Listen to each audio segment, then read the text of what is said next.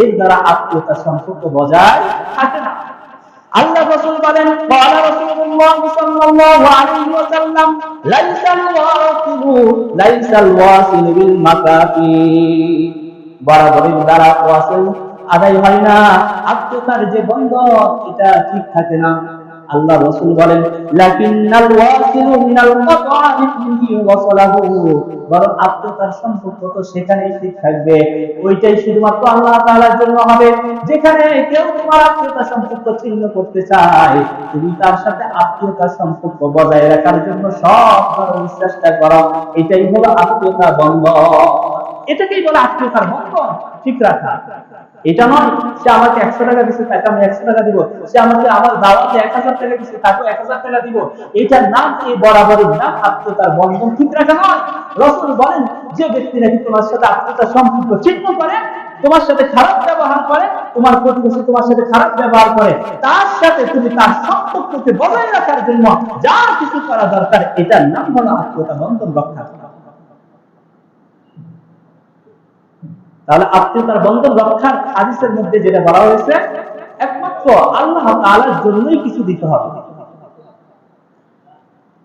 এজন্য রাসূল আকরাম সাল্লাল্লাহু আলাইহি ওয়াসাল্লাম বলেন, দুনিয়াতে মানুষ যে কাজ করুক না কেন, প্রত্যেকটা কাজ মানুষের নিয়তের উপর নির্ভর করে।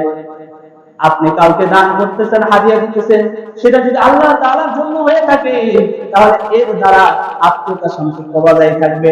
আর যদি সেটা দ্বারা দুনিয়ার কোনো উদ্দেশ্য থাকে, মানুষের সমাজবিতার উদ্দেশ্য থাকে, মানুষ কি বলবে, মানুষের লৌকিকতার উদ্দেশ্য থাকে, সমাজের লৌকিকতার উদ্দেশ্য থাকে, তাহলে এর দ্বারা আত্মীয়তার সম্পর্ক বজায় থাকে না। মানুষ চিন্তা করে অন্যের মাল দিয়ে নিজে বড় লোক হয়ে যাবে, অন্যের থেকে মাল নিয়ে নিজে অনেক কিছু হয়ে যাবে। এই যে অন্য থেকে নেওয়ার একটা পদ্ধতি বের করছেন, বিয়ে শাদী করতে দাওয়াত দেওয়া, এরপর মুসলমানি বলতে দাওয়াত দেওয়া, এরপরে যা আরো এরকম কত জন্মদিন পালন করে নাকি, যদি ইসলামে গুরুত্ব নেই, তারপরে মানে সমাজে এই সমস্ত জিনিসগুলো এভাবে চলতেছে। যে কথাটা বুঝাইতেছি, কাউকে দাওয়াত দেওয়া, তার থেকে পাওয়ার আশায়, আল্লাহ বলেন এর দ্বারা আল্লাহ তাআলার কাছে কোনো মর্যাদা বাড়ে না।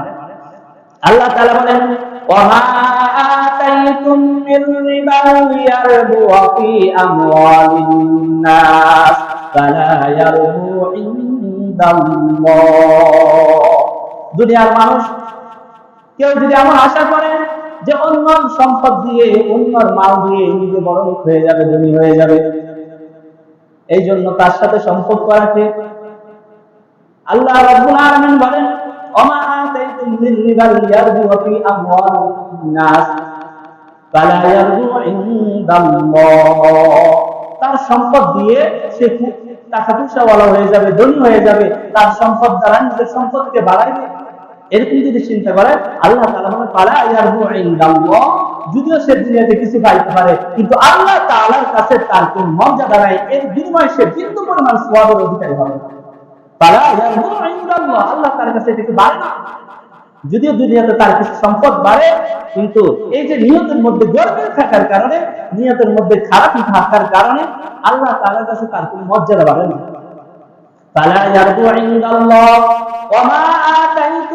পক্ষান্তরে যে ব্যক্তি মানুষকে পবিত্র অন্তরে দান করে, পবিত্র অন্তরে হাদিয়া দেয়, পবিত্র অন্তরে উপঢৌকন দেয়, কেন? আল্লাহ তাআলার জন্য, তার সাথে সম্পর্ক বজায় রাখার জন্য, আত্মীয়তা বজায় রাখার জন্য।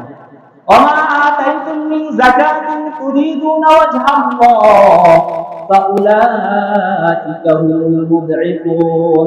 আল্লাহ তাআলা বলেন, এই সমস্ত ব্যক্তিদের মালের মধ্যে আমি আল্লাহ তাআলা দ্বিগুণ করে দিই।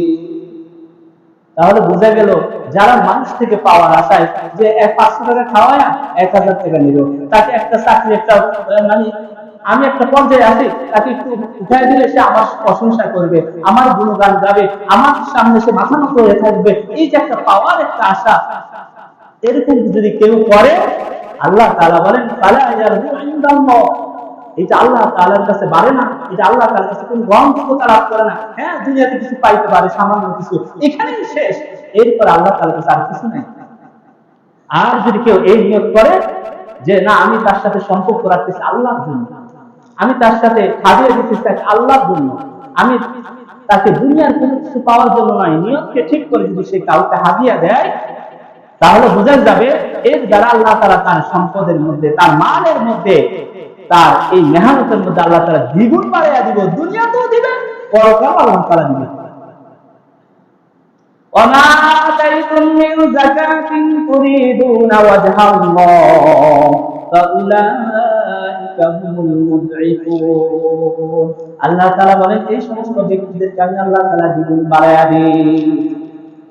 এবং আমরা কিভাবে বুঝবো যে আসলে আমরা তো সবাই দাবি করি, প্রত্যেক মানুষই দাবি করে যখন কাউকে কোনো কিছু হাদিয়া দেয়, উপটোকন দেয়, তখন সে দাবি করে আমি আল্লাহ তাআলার জন্যই দিয়েছি।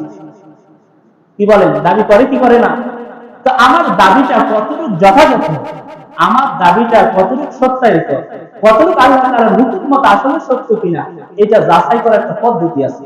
বলে দিব পদ্ধতিটা।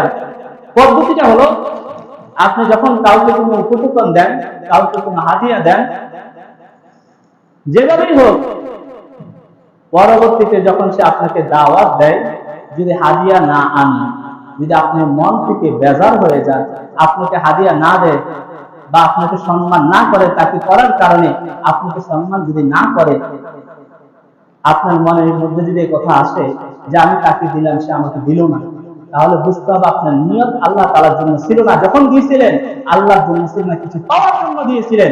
অথচ এখন যখন আপনার কাছে, আপনার বাড়িতে বন্ধু আসছে, আপনার বাড়িতে মেহমান আসছে, আপনার প্রতিবেশী আসছে, যখন আপনার মনের মধ্যে এই কথা জাগ্রত হয়, বুঝতে হবে আপনার নিয়ত ঠিক ছিল না দেওয়ার সময়। কথা বুঝে আসছে? আর যদি এরকম হয় আপনার অন্তর, না আমি আল্লাহ তাআলার জন্যই দিয়েছি, যখন সে আসছে কিছুই আনে নাই, আলহামদুলিল্লাহ, না কিন্তু আমার আত্মীয়তা সম্পর্ক বজায় রাখার জন্য, তার সাথে ভাতৃত্ব সৃষ্টি করার জন্য, তার সাথে সুআচরণ করার জন্য আমার যেটা করা দরকার সেটা আল্লাহর জন্য করছি। যদি এরকম মন থাকে, দিল থাকে, দাওয়াত খেয়ে চলে যাওয়ার পরে যদি কিছু না দেওয়ার পরে যদি আপনার অন্তরের মধ্যে ওই কথার সৃষ্টি না হয়, তাহলে বুঝতে হবে আপনার নিয়ত ঠিক ছিল, সহি ছিল, আপনার নিয়তের মধ্যে কোনো গড়বড় নাই। আর যদি এমন হয় দাওয়াত খেয়ে চলে যাওয়ার পর আপনার মনের মধ্যে আসে, আরে আমি দিছি, আমাকে দেয়নি, তার সাথে আর সম্পর্ক রাখা যাবে না, তাকে আর দাওয়াত দেওয়া যাবে না, তাহলে বুঝতে হবে আপনার নিয়তের মধ্যে গড়বড় ছিল। কথা বোঝা আসছে? এরকম যাতে না হয়। হাদিয়া দিব আল্লাহ তাআলার জন্য। হাদিয়ার দ্বারা কি হয়? আমার প্রতিবেশীকে যদি আমি হাদিয়া দিই, এর দ্বারা ভাতৃত্ব সৃষ্টি হবে, তার সাথে একটা আত্মীয়তার সম্পর্ক বজায় থাকবে। এজন্য হাদিসের মধ্যে রাসূল আকরাম সাল্লাল্লাহু আলাইহি ওয়াসাল্লাম বলেন, قال رسول الله صلى الله عليه وسلم تحابوا تحابوا أو كما قال عليه الصلاة والسلام। আল্লাহর নবী জনাব মুহাম্মদুর রাসূলুল্লাহ সাল্লাল্লাহু আলাইহি ওয়াসাল্লাম বলেন, তোমরা হাদিয়া দাও, হাদিয়ার দ্বারা মহব্বত বেড়ে যাবে। হাদিয়া দাও, মহব্বত বাড়াও, হাদিয়া দাও, মহব্বত বাড়াও। যাকে তুমি হাদিয়া দিবা তার সাথে তোমার মহব্বত হবে। দুনিয়ার কোনো উদ্দেশ্য নিয়ে তাকে হাদিয়া নয়, বরং একমাত্র আল্লাহকে রাজি আর খুশি করার জন্য তাকে হাদিয়া দাও, তাকে মহব্বত করো। আল্লাহ রাসূল সাল্লাল্লাহু আলাইহি ওয়াসাল্লাম বলেন, আত্মীয়তার যে সম্পর্ক রাখার, বন্ধনকে ঠিক রাখার একটা মাধ্যম হলো হাদিয়া দাও, তার সাথে মহব্বত তৈরি হবে, মহব্বত সৃষ্টি হবে। তাহলে মহব্বত ঠিক রাখার জন্য, প্রতিবেশীর হক আদায় করার জন্য একটা মাধ্যম হলো হাদিয়া দেওয়া। হাদিয়া যেটাই হোক, সেটা যত তুচ্ছই হোক না কেন, যত ছোটই হোক না কেন। বিসমিল্লাহির রহমানির রহিম। আল আরব ল্যাপটপ কর্নারে আপনাকে স্বাগত। আপনি কি ল্যাপটপ কম্পিউটার কেনার কথা ভাবছেন?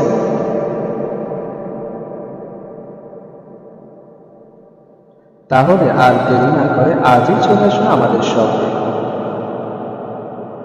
আল আরব ল্যাপটপ কর্নার, গাজীপুর। আমাদের সার্ভিস সমূহ সকল ল্যাপটপ কম্পিউটার বাইসে, সকল ধরনের ল্যাপটপ সার্ভিস, সকল ধরনের কম্পিউটার সার্ভিস, সকল ধরনের ল্যাপটপ কম্পিউটার অ্যাক্সেসরিজ। আমাদের ঠিকানা 21 নং ওয়ার্ড, কাউটিয়া, বাওয়াল মির্জাপুর রোড, বিনবাজার, গাজীপুর। আমাদের কন্ট্যাক্ট নাম্বার 01741500287, 013090352993।